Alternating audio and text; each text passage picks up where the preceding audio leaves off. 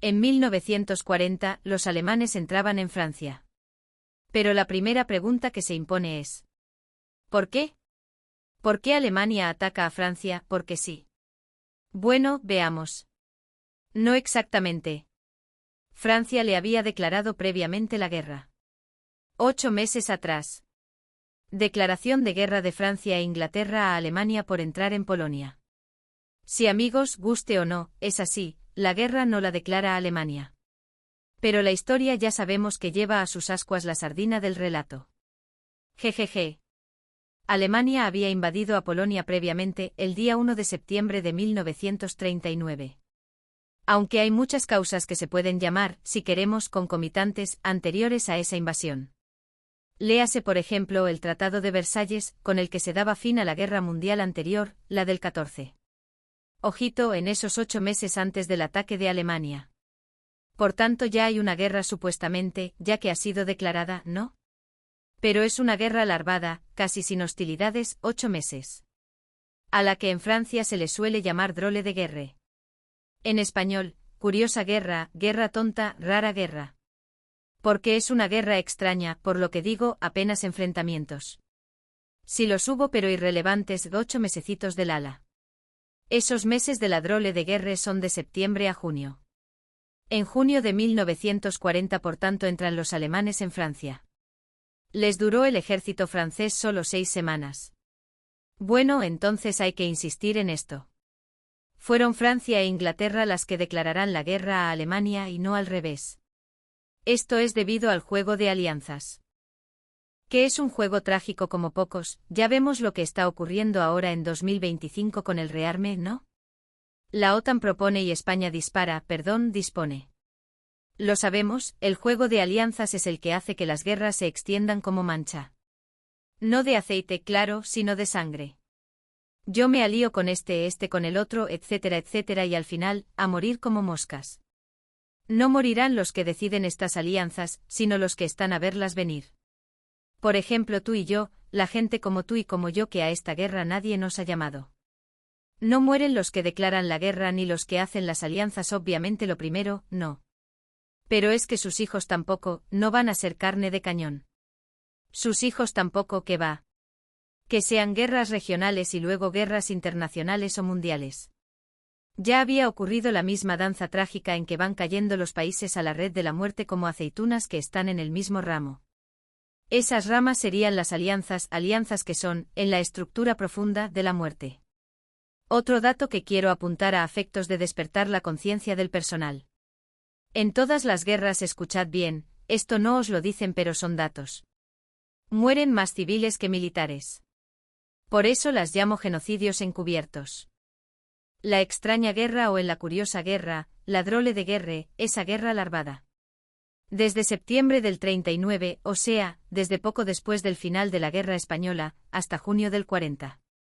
Es como una espera. Y como digo, en 1940, en junio, Alemania entra por Francia, que le dura muy poco. Y Alemania y Francia, dos vecinos que se odiaban. En Francia llaman a los alemanes enemigos hereditarios. Podremos llamarlo enemigos íntimos. Habían tenido muchas guerras juntas. La franco-prusiana, 60 años antes. La Primera Mundial, solo 20 años antes. Es decir, que poco antes habían tenido dos sangrías inconmensurables. Y vuelven a enzarzarse. Es que no saben estarse quietos. Hago una broma, pero nada de gracioso tiene enviar a jóvenes a morir como moscas. Hitler no quería guerra con Francia e Inglaterra. Pero a pesar de ello hizo algo que sabía que podía poner en peligro la paz con ellos. Como así fue y tomó la decisión de actuar, al entrar en Polonia. Era parte de lo que él llamaba el espacio vital de Alemania. Pues ya ves cuáles son las ironías de la historia. Ese espacio vital del Reich de 1000 años. El espacio y el tiempo se iban a redoblar. Pero el espacio no solo no lo amplió, sino que se redujo a la mitad. Alemania acabó partida en dos. Del 45 al 89, 44 añitos. Imaginaos las familias. La nieta a lo mejor o el cuñado, a un lado del muro. Y la abuela en la izquierda. No la podemos ver en 44 años. Recordemos que las dos Alemanias.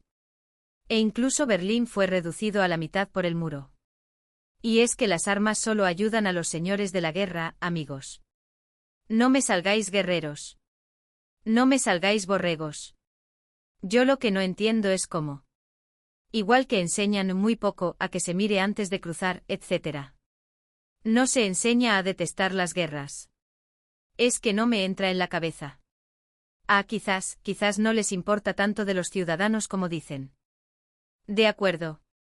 Tras la rendición ante Alemania de Francia, en que en pocos días se dan millones de prisioneros franceses y millones de fugados franceses, impone Alemania que se firme tal rendición, en Versalles. ¿Os recuerda a algo?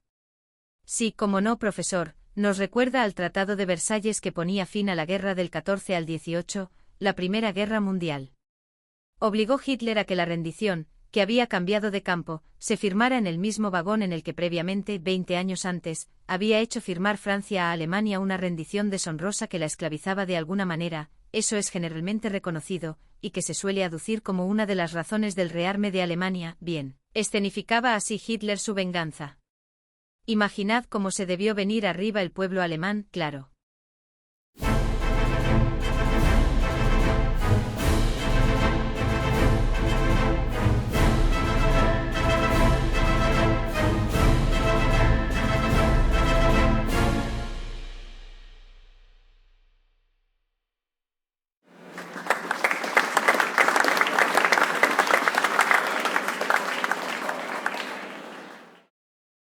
De hecho, se puede decir que esa escenificación es marcadamente populista, entre otras cosas. ¿Quién le iba a decir a ese mismo pueblo alemán la que se le venía encima? Moraleja, no escuches las proclamas oficialistas. Te están engatusando. Cuando te quieras dar cuenta estás saltando de un acantilado sin paraguas. Los alemanes ocupan toda Francia. Pero la Francia del Sur firma un armisticio. Y forma un gobierno en manos de Pétain.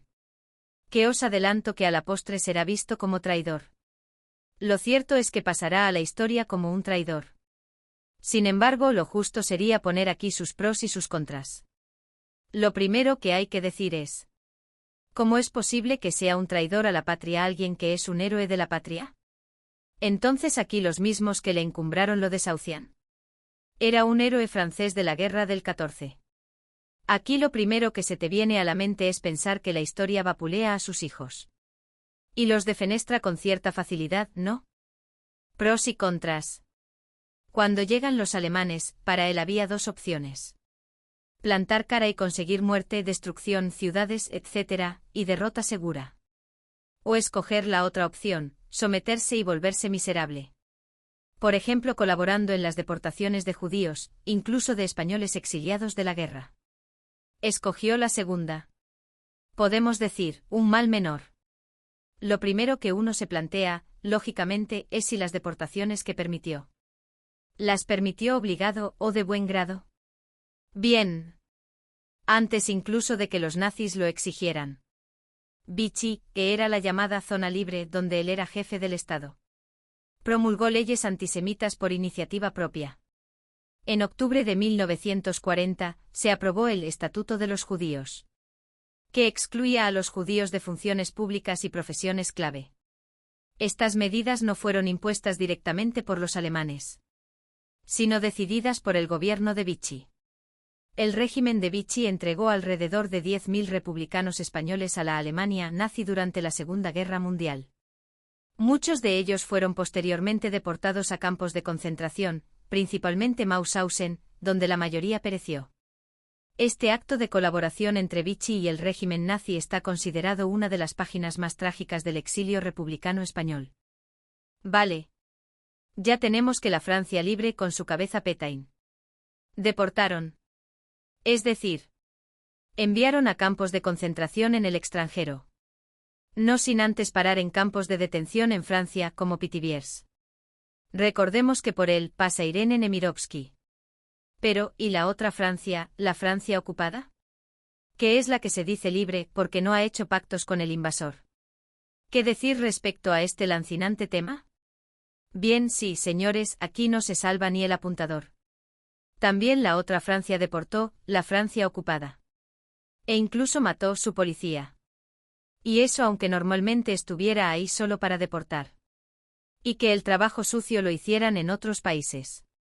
Sigamos viendo pros y contras de la Francia de Vichy, que pactó o que se rindió. Bien, que recordemos que la mayor parte de las ciudades arrasadas lo son en el norte. Además, un lado positivo es que en Vichy se puede concentrar, gracias a que es funcionalmente libre. El centro de la resistencia que ayudó a liberar a Francia. El cual, paradójicamente, no estaba en la Francia del norte. Precisamente por no ser libre. Era en Lyon, en la Francia libre. Es decir, la de Pétain. Quien, cuando al final de la guerra fue detenido por la historia. Es decir, por los ganadores. Sostuvo siempre que ese armisticio se hizo por Francia. Sin contar que a él lo llamaron. Pero ese es otro tema. También sostuvo la causa de la paz el ideador de ese gobierno, Laval. Pero este fue ejecutado. Mientras que a Pétain. De Gaulle, el presidente de la Francia posterior, la liberada. Le perdonó la pena de muerte. Él ya era muy mayor, y muere en prisión a los 96. Una prisión bastante cómoda. Como suele ser destinado a los altos cargos caídos en desgracia. La razón. O para otros la excusa. Que aducen siempre los colaboracionistas para haber colaborado con Hitler. Es la paz. Por ejemplo, Céline, el escritor. De hecho, encontramos en esta época un nuevo pacifismo. Que proviene ya del final de la guerra del 14. Es un pacifismo de derechas. Cuando la tradición del pacifismo, sabemos, es de izquierdas.